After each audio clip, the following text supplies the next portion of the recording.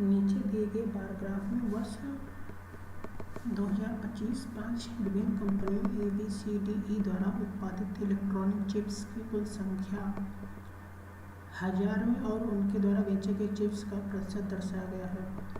Data का ध्यानपूर्वक अध्ययन करें और नीचे दिए गए प्रश्नों का उत्तर दें। हमारे पास ये एक बार ग्राफ की DI दी है। इसमें जो नीली वाली लाइन है ये हमें टोटल उत्पादन यानी टोटल प्रोडक्शन इसमें दिखा रहा है, वो सभी सैकड़ा में है, हजार में है। बाकी जो रेड वाली लाइन है ये हमको दिखा रही है, ये रेड वाली बेची गई चिप्स, ये परसेंटेज में थे। इसको सोल्व करने के लिए हमारे पास दो तरीका है। या तो हम पहले इस DI को टेबल फॉर्म में पूरा बना लें, तब करेंगे। दूसरा तरीका है हमें जल्दी से करना है, क्योंकि इसकी सारी जो डेटा दिया हुआ है कोई मतलब ऐसा नहीं है कि पॉइंट वगैरह में है, सीधे ये वैल्यू कटने वाली है और आसानी से हमको दिख भी रहा है। तो यहाँ से हम डायरेक्ट इसको क्वेश्चन से कर सकते हैं।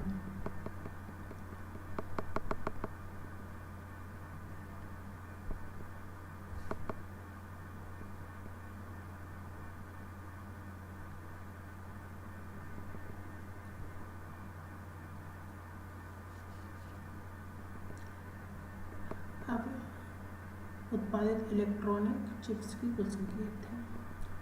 अब इसको करने के लिए हम चलते हैं पहले क्वेश्चन पे।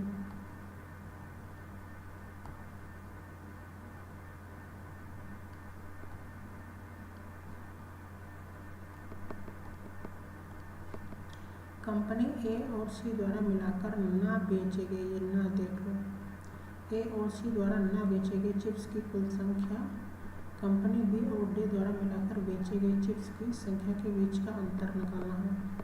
तो A और C ना बेचे गए, ठीक है, B और D ये हैं क्या, बेचे गए। अब इसको ऊपर देखो तो AC का देख लो यहाँ पर कितना है, टोटल प्रोडक्शन 80 है, बेचा गया 60 है, तो नहीं बेचे गया कितना हो जाएगा 40।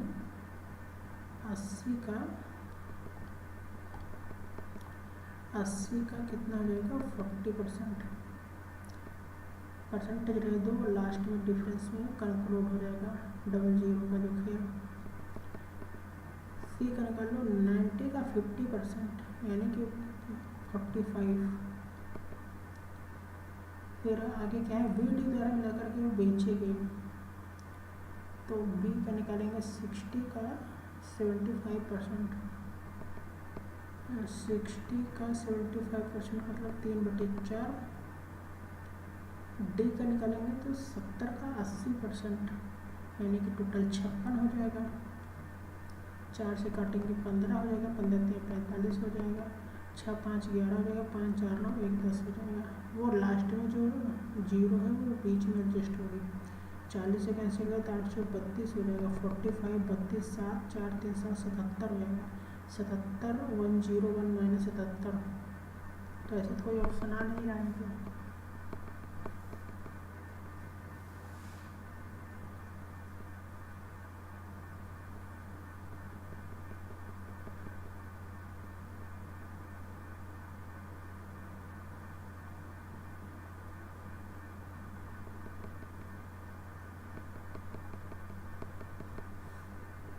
5 7 4 3 77, 6 5 11 5 4 9 10 100।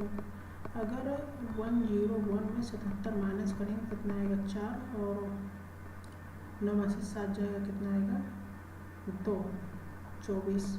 तो ये पहला ऑप्शन हो जाएगा 24,000। इसको फिर से देखो,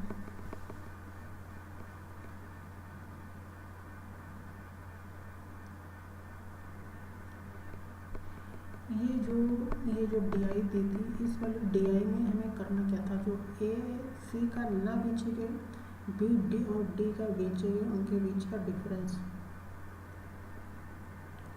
तो A और C का यहाँ पर देख लो कितना है। अगर A का निकालेंगे यहाँ पर ये वाली लाइन का, तो यहाँ पर A और C का हमें ना बेचे वाला निकालते तो 80 का 40% यहाँ निकाल लो, फिर यहाँ पर सी का 90 का 50% 55 है। फिर वी और डी का निकालना, तो वी का देखेंगे 60 का 75% 3/4 60।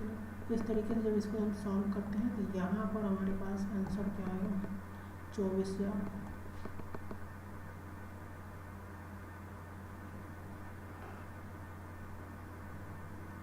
दूसरा क्वेश्चन,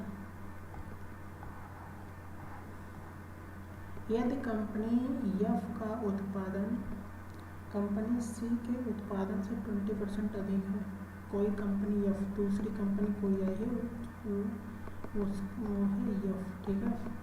कोई दूसरी कंपनी एफ आई है जिसका उत्पादन कंपनी सी के प्रोडक्शन से 5/10 अधिक, मतलब कि 20% अधिक है छूट करें, तो कंपनी एफ का बिक्री प्रतिशत कंपनी ए के बिक्री प्रतिशत से 10 कम है, तो एफ का जो सेलिंग वाला परसेंटेज है वो ए से 10% कम है, तो ए माइनस 10% कम कर दो।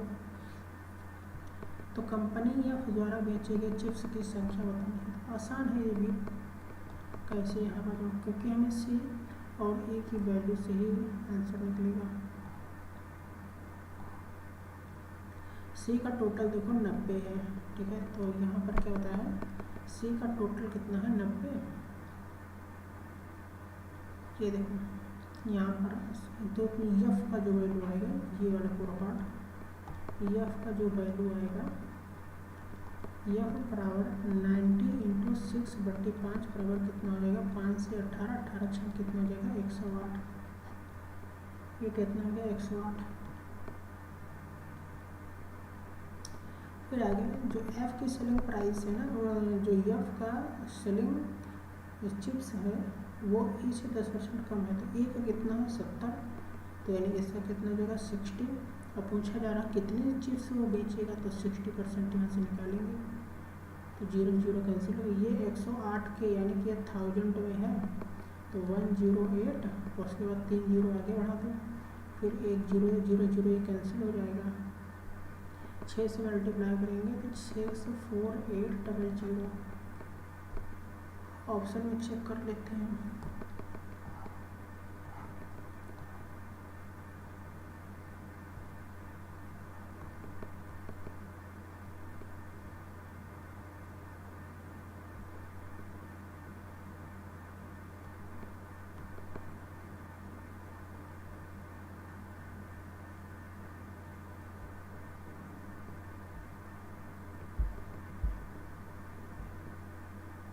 सिक्स 648 ऑप्शन नंबर है, 648 आएगा ना इसी में, तो ऑप्शन नंबर क्या हो जाएगा ए।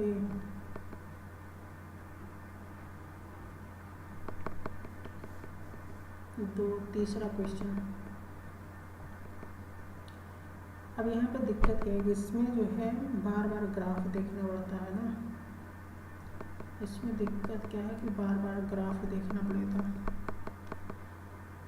तीसरा क्वेश्चन देखेंगे तो यहाँ पर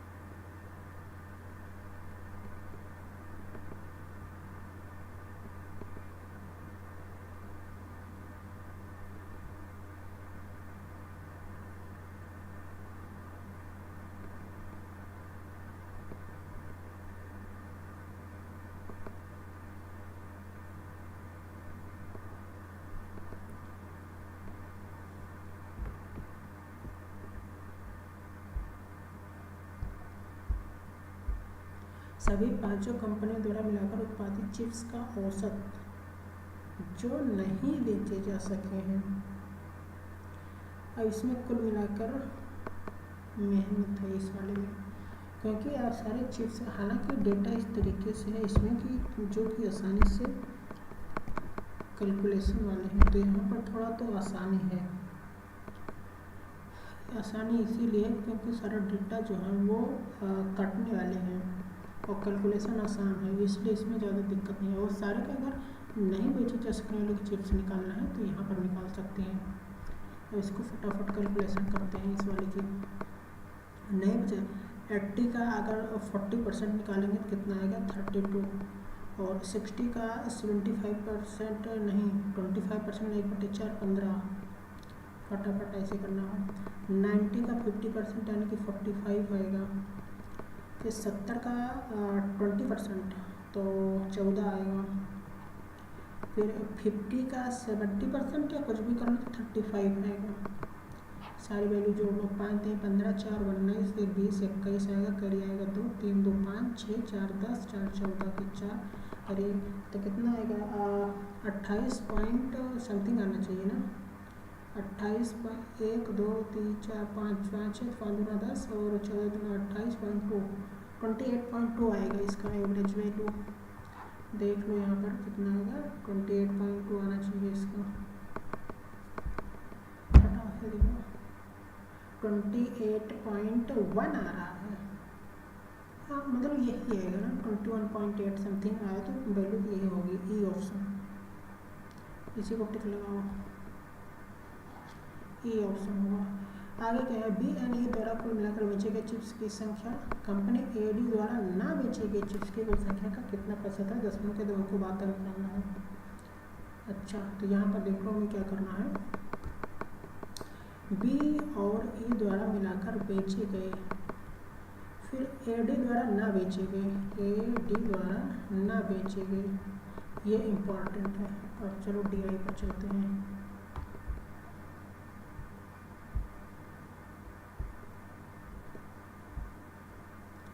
ये डी आई यहाँ पर है, बी द्वारा बेचे गए 188 का, तो बी का निकालेंगे 75 में, बेचे का निकालेंगे 3/4 और 4 15 15 दें कितना देगा 75 हो जाएगा।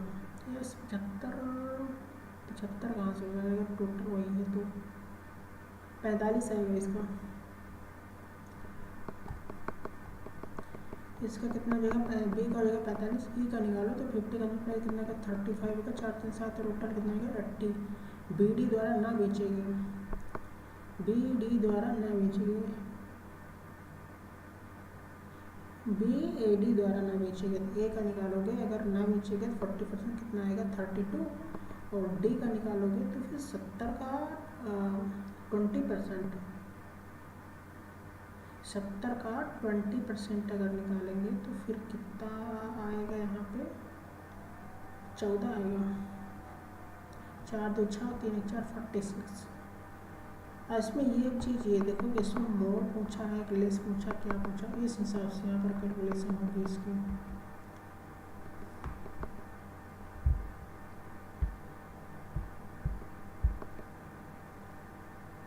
का कितना प्रतिशत है तो आसान है, यहाँ पर देख लो। अगर इसमें केवल इतना ही पूछा है तो यहाँ हो जाएगा 80/46, 80/46। यहाँ पर कितना आएगा 80/46, हमें परसेंटेज चाहिए कुल मिला के, तो कुछ वैल्यू कट रही है यहाँ पर 23 और यहाँ पर कितना आएगा 40, तो 23 40 का इधर रेशियो निकाला तो 23 7 17, 17/23 करो, 17/23 और प्लस का 1 इंटू यहाँ पर कितना कर दो 100, तो 23 3 69, 23 4 92 नहीं जाएगा, 23 4 नहीं जा रहा है। अगर यहाँ पर कोई वैल्यू 100% की वैल्यू किसके बराबर 23 की है तो 10% की वैल्यू किसके बराबर हो जाएगी 2.3 की। अब 2.3 के बराबर आ जाएगी, तो अगर आपको 17 वैल्यू चाहिए तो 9 3 27 9 2 18 2 20, मतलब 9 बार ज़्यादा हो जा रहा है, 8 बार जाएगा, ऑप्शन नंबर डी होगा। कैलकुलेशन कर लो और वही आएगा आंसर, इसका आंसर हो जाएगा ये वाला। नेक्स्ट क्वेश्चन देखो, यदि बेचे गए प्रति चिप्स पर कंपनी डी को 15% का लाभ होता है और ना बेचे गए चिप्स की हानि होती है तो कंपनी का शुद्ध लाभ हानि क्या होगा। कुल मिलाकर कैलकुलेशन करवाना चाह रहा हूँ। इसमें हमें क्या करना पड़ेगा वो देखने पर, अगर मान लो कि कंपनी डी जो है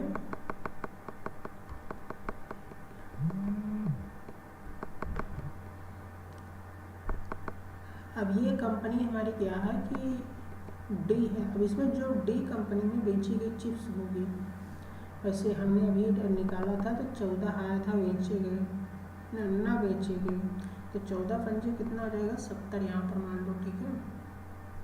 अब ये सारी कैलकुलेशन यहाँ पर लाभ हानि प्रॉफिट में तो उसकी टिक होगी, तो यहाँ पर कैलकुलेशन होगी। अगर मान लो कि 14 नहीं बेचेगा तो 14,000 की वैल्यू है ना, क्या 70 मानो हम के का मल्टीपल ही नहीं लेंगे। अगर डी को कितना हो जा रहा है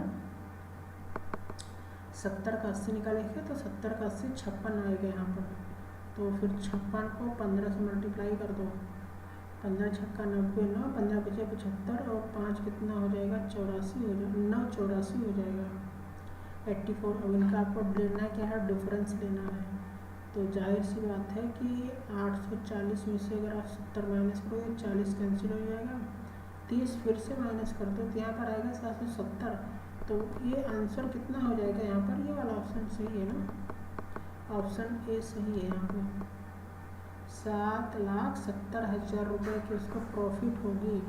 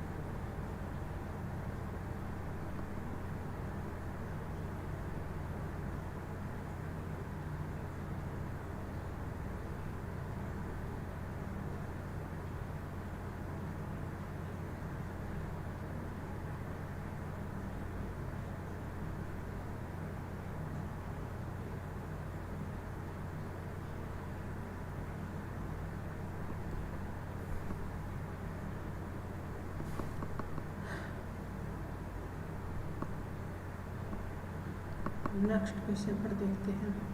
हमारा जो 5 क्वेश्चन जो पहला दिया था उसका सेट, इसका 5 क्वेश्चन कंप्लीट हो गए। अब यहाँ पर जो हमारा दूसरा सेट है, इस दूसरे सेट में 5 क्वेश्चन होंगे। ये DI वैसे एक ही लेवल की थी, दूसरी DI ये भी मेन चीज़ वैल्यू के ऊपर है ना, तो वैल्यू तो आसान दिख रही है। ये दूसरी DI बेस है इनकम और एक्सपेंडिचर पे, ये भी DI इसमें जो है ये देखो, यहाँ पर हमारे पास इनकम सेविंग बराबर इनकम माइनस एक्सपेंडिचर, ठीक है, बचत वहाँ से निकालेंगे। अच्छा एक चीज़ और, अगर यहाँ पर हमें पूछा जाएगा कि उसका प्रॉफिट परसेंटेज कितना है, तो हमें प्रॉफिट कब होती है, वही बचत है ना, तो वो तो एक्सपेंडिचर पर निकालेंगे। तो यहाँ पर आएगा हमारे पास सेविंग अपॉन एक्सपेंडिचर इंटू 100, ये हमारे पास क्या हो जाएगा, उसका क्या हो जाएगा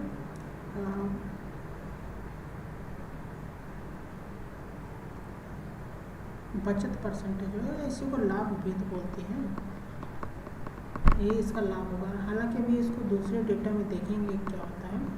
बहरहाल पहले इसको क्वेश्चन को देखिए। निम्नलिखित 5 बार ग्राफ PQRST की मासिक आय 1000 रुपये में है, मासिक मतलब मंथली है, और उनके मासिक व्यय परसेंटेज को दर्शाता है। ग्राफ का बारीकी से अध्ययन कर प्रश्न के उत्तर देने हैं। 5 व्यक्ति हैं PQRST, ये हमारे पास इनकी इनकम दे रखी है जो ये नीली वाली है, और ये जो हरी वाली है, जो ये हरी वाली है ना, ये हमारे पास परसेंटेज किसकी दिखा रही है, एक्सपेंडिचर को दिखा रही है। तो जैसे पहले डेटा अगर हम पी की बात करें, पहले एक समझते हैं, पी की अगर बात करें पहला डेटा, तो अगर यहाँ पर उसकी इनकम 50,000 है, ठीक है, और उसका एक्सपेंडिचर अगर 60% है, तो उसकी सेविंग कितनी हो जाएगी, 50 का 40%, यानी कि 10 के उसकी क्या हो जाएगी,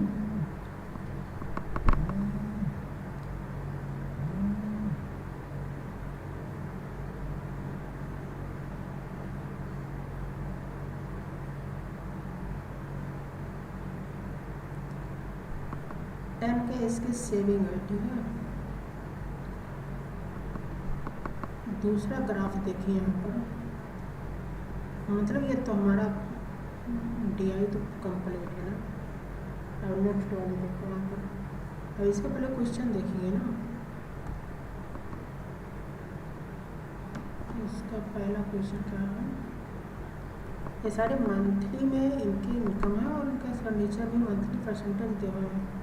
क्वेश्चन क्या है इसमें, व्यक्ति PQR की मासिक औसत बचत कितनी होगी,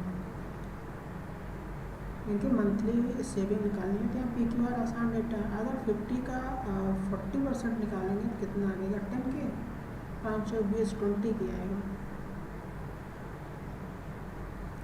तो P की अगर बात करें तो इसका कितना हो जाएगा, 20 के को अलग रखेंगे। Q का निकालेंगे तो कितना आएगा, बचत है ना, तो Q का निकालेंगे तो 72 का 75% कितना आएगा, 54 चाहिए नहीं, हमको चाहिए 1/4 18 आएगा। सेविंग चाहिए, एक्सपेंडिचर दी R की 64 का 50 32 आएगा। तो 18 32 40 50 20 70, और ये वैल्यू कट नहीं रही है।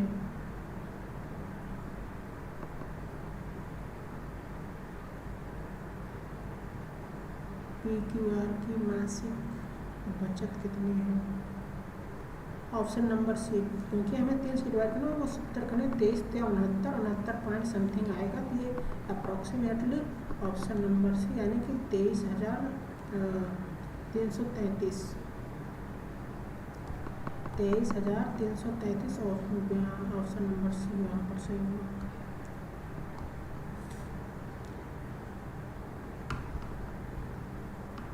दूसरा क्वेश्चन, यदि व्यक्ति T का मासिक व्यय व्यक्ति S की मासिक बचत से कितने % अधिक या कम है, व्यक्ति T के मंथली एक्सपेंडिचर कितना है। यहाँ पर पहले इसको डेटा को डिनोट कर दिया, ठीक है। तो T की अगर यहाँ पर निकालोगे तो यहाँ पर मंथली जो उसकी एक्सपेंडिचर है बटे S की मंथली इनकम, मंथली सेविंग चाहिए दरअसल से कितना लेस या कम है, वो बाद में देखेंगे, पहले चलेंगे डेटा के पास।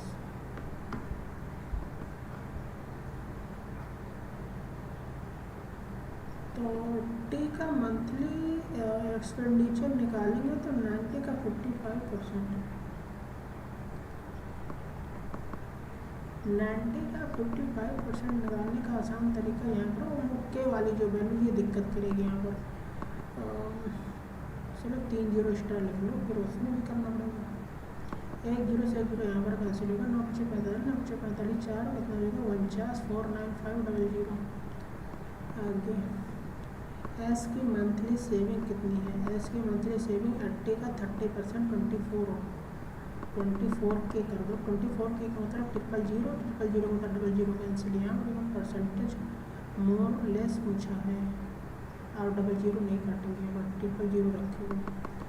तो ये कितना का 24 000 यहाँ पर माइनस करेंगे, कितना का 5 5 2 00 बट्टे कितना का 24 00 कैंसिल हो जाएगा। 24 का 255 24 ×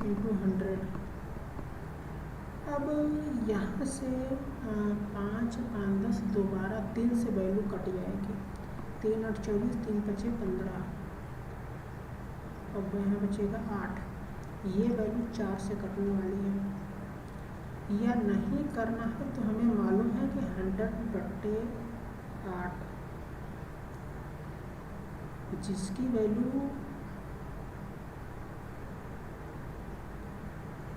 12.5 है, ठीक है। इसकी वैल्यू अगर 12.5 है और हमें 85 से मल्टीप्लाई करना है तो कैसे करेंगे?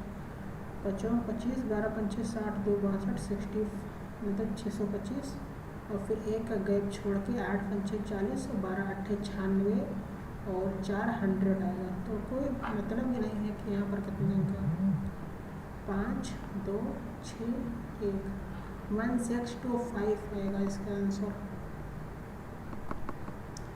आंसर चेक कर लेना।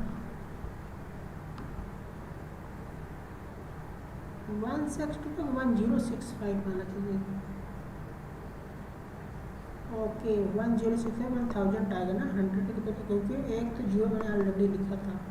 अब वो जीरो जो है इधर शिफ्ट हुआ तो मतलब 125 को 8 से मल्टीप्लाई पर 1000 आता है, तो सही है। अब इसको यहाँ से थोड़ा एलेबोरेट करेंगे तो यहाँ देखेंगे कि इस वाले का आंसर पहले मार्क कर देना। इस वाले का आंसर कितना होगा? इतना होगा। आप सॉल्व कर लेना। यहाँ पर कितना करना 255/24 इंटू 100। इसको जो सॉल्व करेंगे तो यही आंसर आएगा।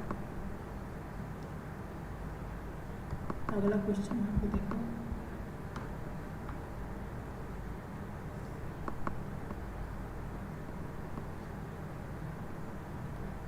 यदि व्यक्ति को अपनी बचत का 40% म्यूचुअल फंड में डालता है, शेष बचत को बैंक खाते में रखता है, तो उसके द्वारा बैंक खाते में जमा की गई राशि। अब यहाँ इसका तो पहले डेटा नोट कर लो। यहाँ हमारे क्योंकि जो बचत होगी ना कि जो मतलब उसकी जो सेविंग होगी उसका उसने 60% बैंक में रखा हुआ है। जाहिर सी बात ये है क्योंकि अगर 40 म्यूचुअल फंड में है तो 60 बैंक खाते में होगी। अब इसके बाद यहाँ पर ग्राफ में देखो कि डेटा कहाँ पर दिया हुआ है। हमें यस का करना है ना। यस की सेविंग निकाल दो तो आ जाएगा 80 का 20% कितना आ जाएगा 16, यही तो आएगा। और 16 का 60% निकालो तो कितना आएगा 16 का 60%, तो 16 छक्का 96 हो जाएगा, यानी कि 96,000 आएगा। डेटा इसमें सारे इजी हैं।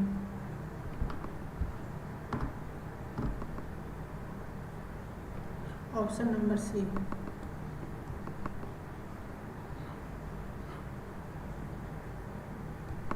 बाकी और क्वेश्चन बता देते हैं। आर और यस के कुल व्यय का अनुपात व्यक्ति पीटी की कुल बचत से क्या अनुपात है? मतलब आर और यस का आपको यहाँ पर टोटल क्या करना है, आपको एक्सपेंडिचर लेना है, पी और टी का टोटल यहाँ पर आपको सेविंग निकालना है, इसका आपको क्या कर लेना है यहाँ पे रेशियो निकालना है। ये क्वेश्चन भी आसान है, इजीली हो जाएगा यहाँ पे।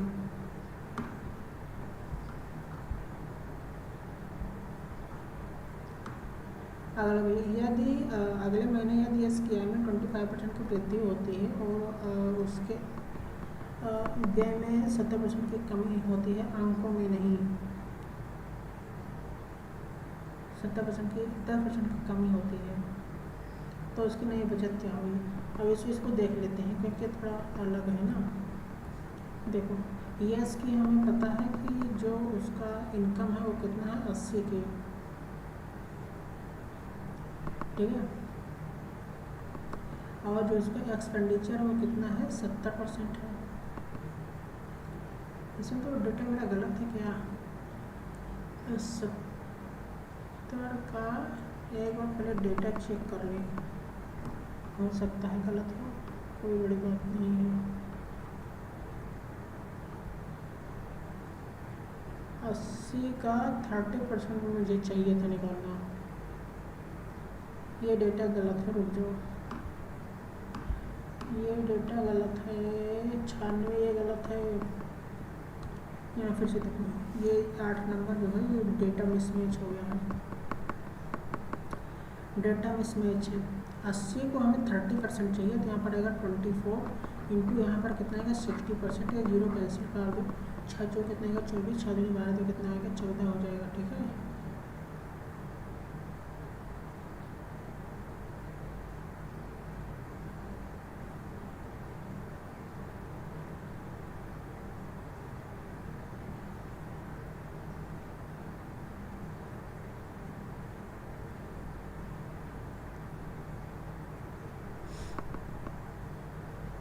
सही एडिट है। वो यस कहता है मेरा ही काम पर गड़बड़ हो रहा है। ये क्यों है, मैं यस का क्यों निकाल रहा हूँ। सही था जो पहले बताते हैं 60 मतलब कि 96,000, ये डेटा यहाँ पर बिल्कुल सही है।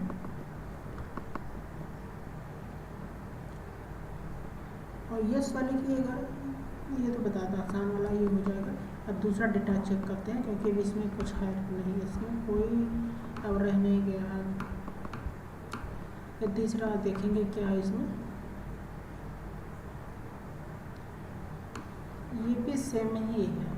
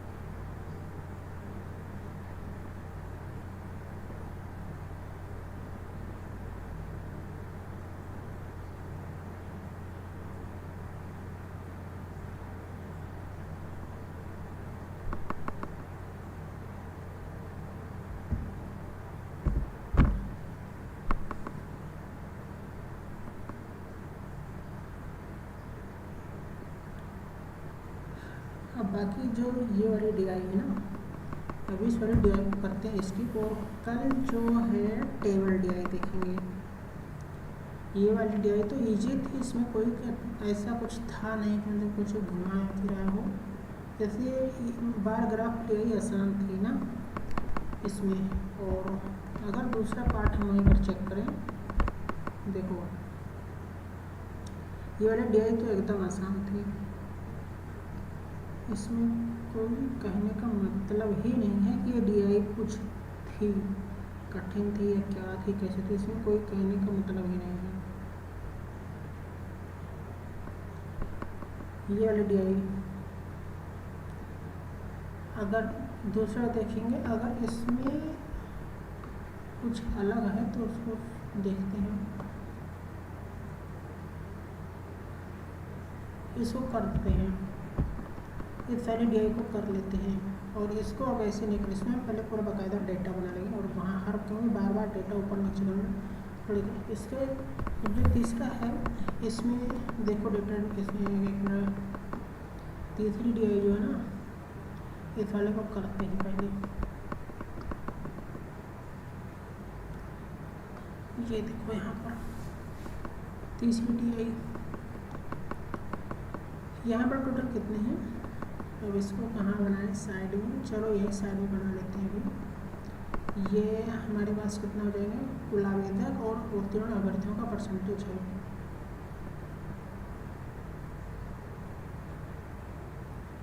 कुल अभ्यर्थी यहाँ पर लिखो, देखो ये कितने का कुल अभ्यर्थी हो जाएंगे।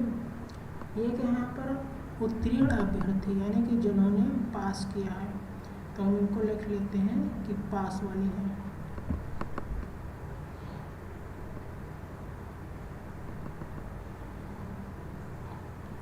हमें केवल इसी टेबल की ज़रूरत है, बाकी किसी की ज़रूरत नहीं होगी। ये क्या होगा, यूपी का, बिहार का, MP का और राजस्थान का, इसके बाद मध्य प्रदेश का।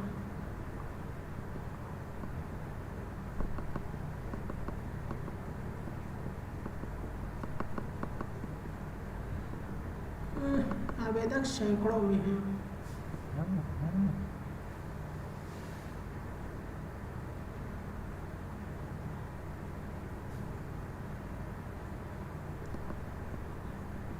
उत्तर प्रदेश, पहले बार क्वेश्चन को पूरा पढ़ लेते हैं। नीचे दिए गए पैराग्राफ में वर्ष 2026 में 5 अलग अलग राज्यों उत्तर प्रदेश, बिहार, मध्य प्रदेश, राजस्थान, महाराष्ट्र में IBPS परीक्षा के कुल आवेदकों सैकड़ों में और मुख्य परीक्षा मेंस में उत्तीर्ण होने वाले अभ्यर्थियों का प्रतिशत दर्शाया गया है।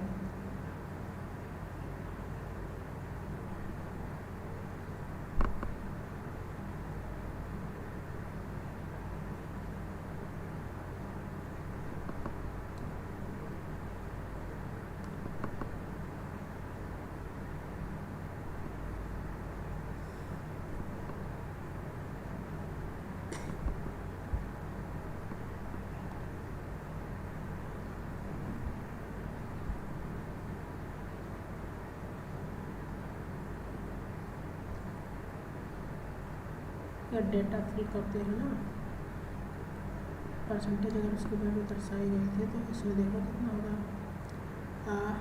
यूपी का और 95 के, और ये जो मेंस में उत्तीर्ण हुए हैं वो कितने हैं 18%। इसमें है कितना 80 के, और 15% इसमें उत्तीर्ण हुए हैं 65 के, 22% उत्तीर्ण हुए हैं। राजस्थान 75 के 20% उत्तीर्ण हुए हैं।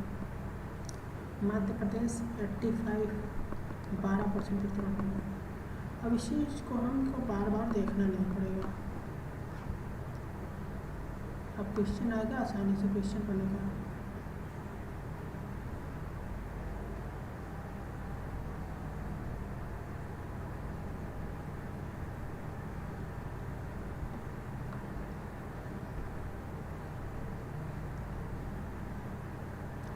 उत्तर प्रदेश और मध्य प्रदेश में मुख्य परीक्षा में उत्तीर्ण होने वाले अभ्यर्थियों की कुल संख्या कितनी है, ये हमारा पहला क्वेश्चन है। तो यूपी में उत्तीर्ण होने वाले कितने हैं 95 का 80%। ये पेन देखो यहाँ पर 95 का 18%। और मध्य प्रदेश में तो कितना, मध्य प्रदेश का 55 का 20%, 22%। हमें को ऐड करना है। अब देखो 9 दूनी 18, 1 19, 19 गुणा 19 में 172, और 2 55 13 11 143।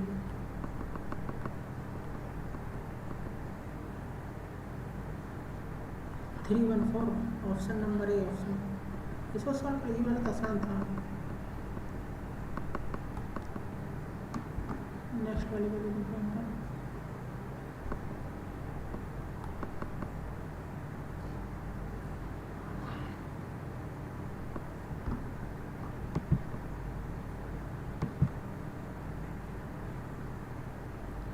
बिहार से मुख्य परीक्षा में उत्तीर्ण होने वाले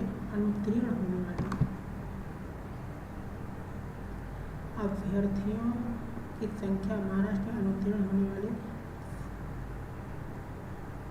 अनुत्तीर्ण चाहिए। तो बिहार का 80 का कितना है 75%, 80 का 85%। अब एक चीज़ आप देखो 17 का मल्टीपल चेक करो कहाँ कहाँ पे है, मतलब कि अब आप कैंसिल नहीं कर सकते क्योंकि 17 का मल्टीपल इसमें है, 17 चौका 68 यहाँ पर है, 17 2 34 यहाँ पर है। तो कुल मिलाकर के आपको 2 ऑप्शन एलिमिनेट फिर भी करना पड़ेगा। महाराष्ट्र में अनुत्तीर्ण निकाल लो 65 का 78%।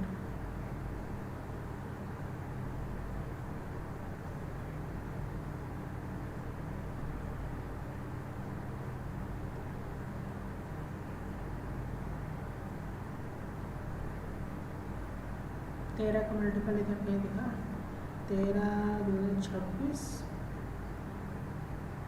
और 13 दूना 26 नहीं दिख रहा है।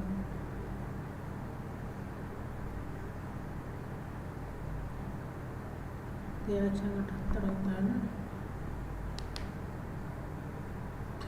कि 20 संख्या का अनुपात करना है।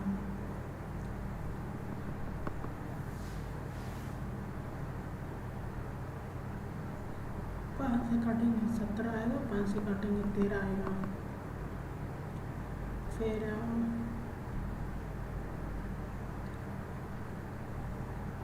13 6 78, 2 से काटेंगे यहाँ पे जाएगा 40, 2 से यहाँ पर कटिंग करेंगे कितना हो जाएगा,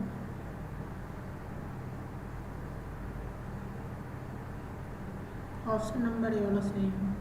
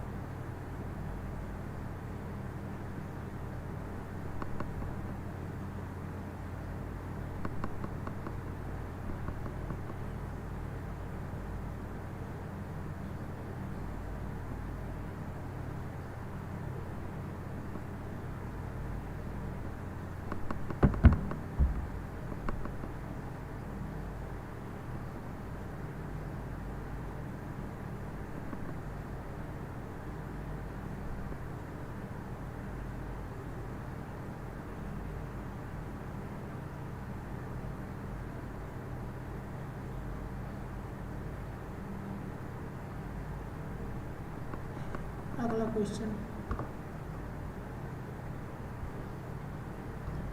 ये वाला देखो, राजस्थान के उत्तीर्ण अभ्यर्थियों की संख्या सभी 5 राज्यों के कुल आवेदकों का लगभग कितना % है। तो ये थोड़ा सा कैलकुलेशन वाली है ना, इसको छोड़ देते हैं। छोड़ना क्या है बता देते हैं, करना क्या है इसमें। छोड़ना कहेंगे तो फिर गलत होगा।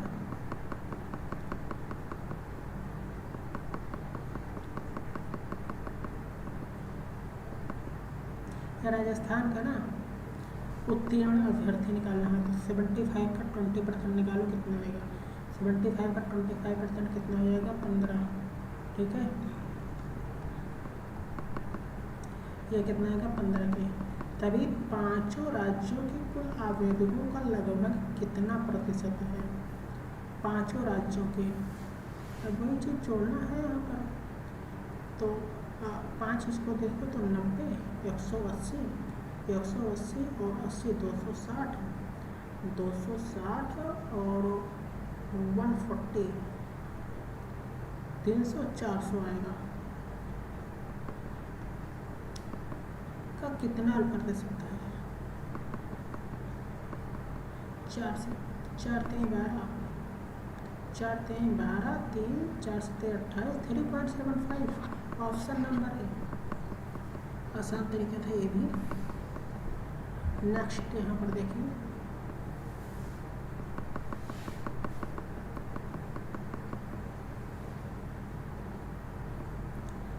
यदि उत्तीर्ण अभ्यर्थी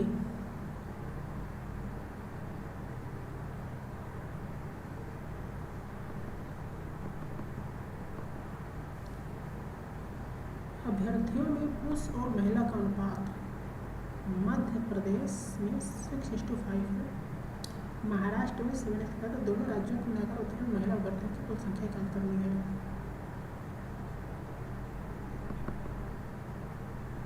इसको देखो कैसे करेंगे।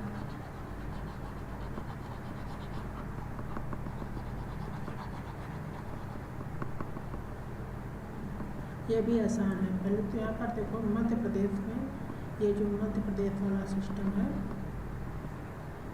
एमपी का निकालो 22%, 6 5 11। इसको यहाँ से आसान कर सकते हो, वो बताते हैं कैसे होगा।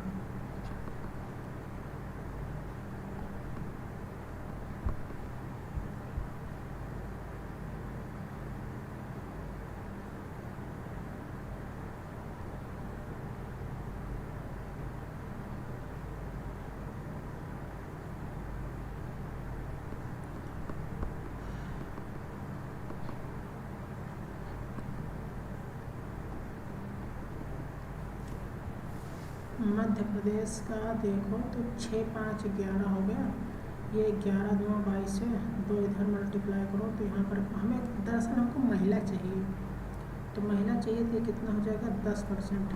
10% आप निकालो 65 का, ठीक है, 65 का 10% निकालेंगे तो कितना आएगा 6.5। महाराष्ट्र में 7.5 है, तो महाराष्ट्र में निकालो कितना है 12, 7, 5, 12 है, तो फिर यहाँ पर आपको 5% चाहिए कितना 85 का, तो ये कितना हो जाएगा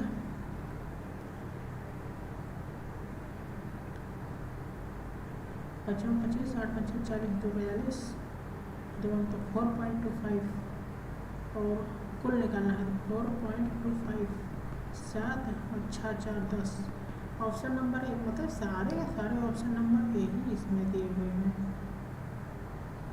ठीक है, सारे ऑप्शन हैं 10 ही दिए हुए हैं। वैसे क्वेश्चन अच्छा है ये भी।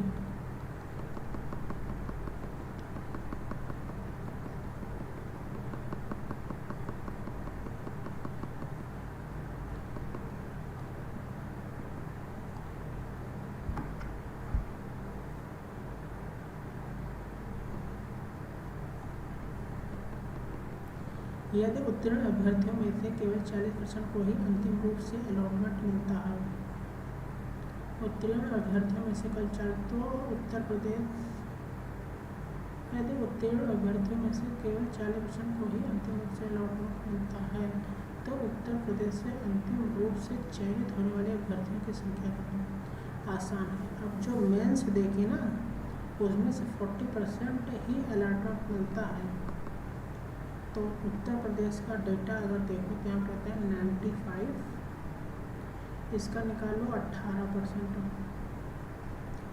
इसमें 40% को ही अलॉटमेंट मिलेगा।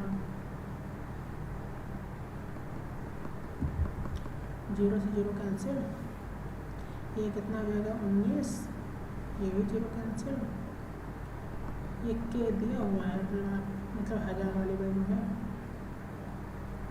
तो फाइनली ये कितना हो जाएगा 18, 19 हो जाएगा, इंटू 9 हो जाएगा, इंटू 4 हो जाएगा, 19 में 171 और 171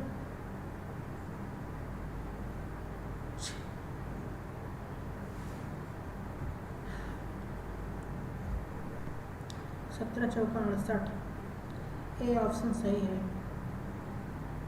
मैं क्यों डेटा भाई उतना क्यों गुणा करूँ, 19 में 171 हो गया, गुणे 4, 4 एकम 4 और 17 चौका 68, और बाकी 2 0 चिपका देना है, 1 0 चिपका देना है लास्ट में। इजी मेथड ये भी था ना। 15 हो गया, मुझे लगता है ये क्वेश्चन भी कंप्लीट हो गया।